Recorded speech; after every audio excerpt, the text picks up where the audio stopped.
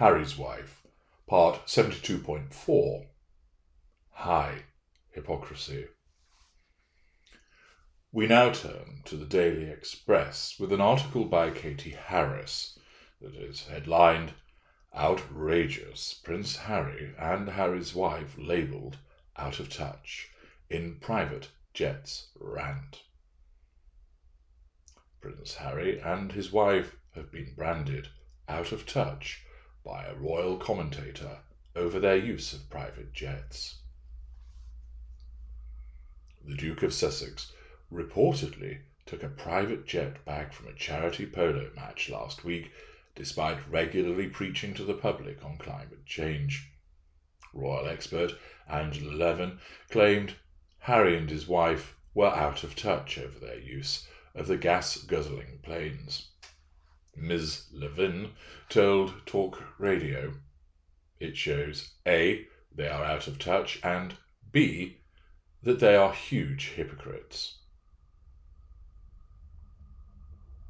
They tell all the world what we have to do. It is very important we must do it, but they don't think they are involved in that. They have exception because they are so grand and they are so important. But these private jets have at least 10 times more damage to the atmosphere than a commercial jet, and 50 times more damage than if he went by train. But of course, none of this applies to him. I think it is outrageous, actually, but it is the same as when he says, we all have to be compassionate when they are not compassionate to their own parents and family, that we can only have 2 children, when it's none of his business really, and jet sets. Let's examine this further with regard to the allegations of hypocrisy levelled at both Harry's wife and Harry. Now, of course, when you're dealing with a narcissist, hypocrisy comes as standard. Why? Well, quite simply, the necessity of the pursuit of the prime aims unconsciously by unaware narcissist and consciously by aware narcissist ranks above everything else.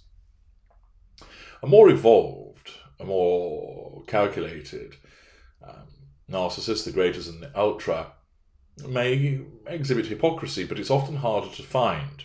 Our ability to charm, our ability to think ahead, our ability to weigh matters up and calculate means that the opportunities for allegations of hypocrisy can be removed, spun, reduced, diminished, etc. most successfully. More usually, it's the greatest and the ultra will find allegations of hypocrisy levelled at them in their own private dealings behind closed doors, which is unlikely to impact upon the facade that is utilised. When it comes to lesser and mid-range narcissists, hypocrisy occurs repeatedly, and this is because the narcissism simply doesn't care. The narcissism is focused upon the now, not what happened a minute ago and not what is going to happen next, but what is happening now, and now, and now, and therefore, in order to assert control at moment 1, the narcissism causes the narcissist to behave in a particular way. Then at moment 2, it needs to cause the narcissist to behave in a particular way, again in pursuit of the prime aims. It doesn't matter if the method chosen in moment 2 is diametrically opposed to the method that was used in moment 1, because if the hypocrisy is brought up, the narcissism will just cause the narcissist to deny it, deflect it, ameliorate it, euphemize it, dilute it in some shape or form. This is always done in order to enable the narcissist to ensure that there is the assertion of control. This is always done to ensure that a threat to control is nullified. And therefore, you should never be surprised to find hypocrisy lurking close to the narcissist. And of course, with Harry's wife, she repeatedly demonstrates this. She talks about being a vegan and then is seen with a picture of her roasting a chicken. She talks about being a vegan and then authorises the publication of the hello nonsense about her various snacks, many of which contained meat. She tells people how to live their lives and then doesn't abide by it in her own way. She expects everybody to leave them alone, but then thrusts herself and her family into the public eye repeatedly. She expects people to be nice to one another, to show compassion, and then doesn't demonstrate that with regard to her own dealings with her father, her brother, her half-brother, her half-sister, and her extended in-laws in the royal family. There are repeated instances of her hypocrisy. One, if one took the time to sit down and locate them all and list them, it would make for a particularly long episode, demonstrating all the instances of her hypocrisy. Her hypocrisy is generated by her narcissism, the necessity of achieving the prime aims, no matter what the cost. And if that means that there is a diametrically opposed response, it matters not, because it will be denied or deflected. This hypocrisy is driven by the innate sense of entitlement, a lack of accountability, an absence of emotional empathy, and of course is driven by her lack of awareness. And despite those who continue to maintain that she knows precisely what she's doing, she doesn't. She doesn't know that she's regulated and governed by the prime aims. Yes, she knows that she's not talking to somebody. Yes, she knows that she's trying to put a perfume on in order to try and seduce Prince Harry, but she doesn't know the underlying reasons behind it. And the repeated gaffes, mistakes, contradictory behaviours and hypocrisy all bear testament to her status as an unaware narcissist. What about Harry, though? He has engaged in hypocritical behaviour. Well, of course, hypocrisy isn't the preserve of my kind. Anybody else can be a hypocrite. And in some instances it is done by mistake. In some instances it is done knowingly, and there isn't really an answer to it. In other instances, it's done because the individual is being guided by something else. And there is doubtless the case that Harry will operate by a sense of entitlement at occasions, because he does have narcissistic traits, like anybody else on the planet.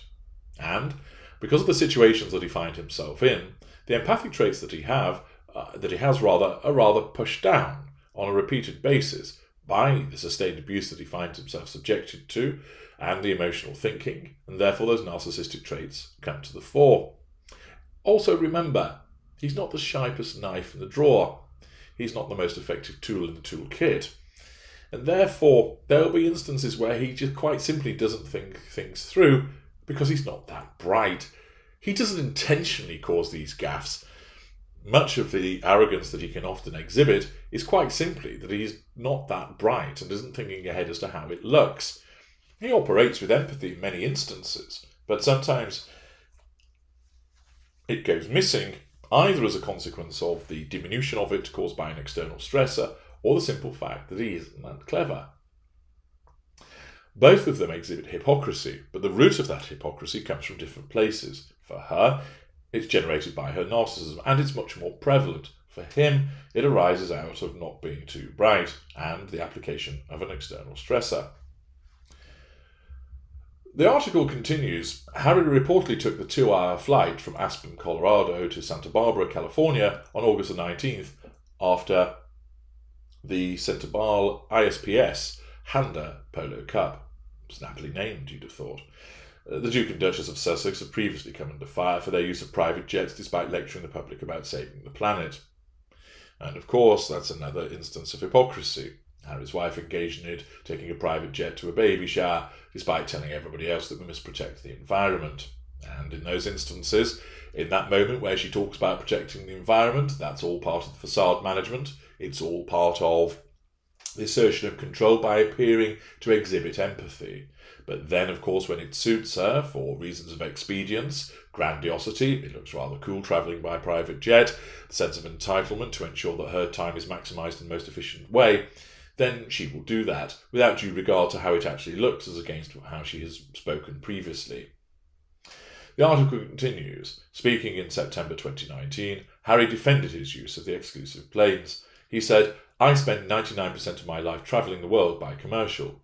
Occasionally there needs to be an opportunity based on a new unique circumstance to ensure that my family is safe.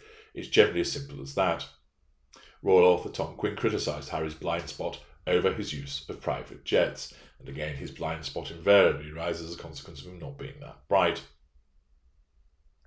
He told The Sun earlier this month, this appears to be enormously hypocritical, given all his talk about climate change. Harry seems to see himself as someone who guides the rest of the world, and that his own behaviour isn't relevant. It's a huge blind spot. I would actually wager that he doesn't see himself as somebody that guides the rest of the world, but rather he just fits in behind his wife, as she sees herself as somebody who guides the rest of the world. He just goes along with it in order to keep her quiet, in order to try and keep her happy, in order to placate her. And there will be those of you who are listening who have been victims of my kind, who understand that many occasions there'll be things that you didn't agree with. There'll be instances where you saw poor behaviour, but you kept your mouth shut. You said nothing and you did nothing because you quite simply didn't want to rock the boat. The narcissist was being pleasant to you, and it made a decent change from all of the aggravation that you'd recently received, and therefore you decided, I could speak out about their behaviour, but I'm not going to. I just want a quiet life. It's easier to keep my head down, not shove it above the parapet, and attract attention. And that's often the situation that victims find themselves in. They can see that the narcissist is behaving poorly. They can see that the narcissist behaved in a hypocritical manner. They can see the narcissist told a lie, but it really isn't worth it for them to say anything about it, because the reaction of the narcissist to that challenge will be to try and nullify the threat caused by that challenge, and the victim, invariably the intimate partner primary source, finds himself brought back into the firing line once again. The hypocrisy is evident, but this article provides us with the useful opportunity to demonstrate the distinction between hypocrisy evidenced by a narcissist and hypocrisy evidenced by a non-narcissist. Now, I've given them a vague mention, but we haven't heard from that publication of all matters. Banal, hello. Why have they been so quiet? Well, actually, they haven't. And if you join me in section 5, you'll learn more with a quite staggering example of the necessity of remaining in the public eye to assert control in the most banal article I think I've ever come across. I'm sure it'll be topped at some juncture, but join me in part 72.5 as we look at this banality in action through the narcissistic lens.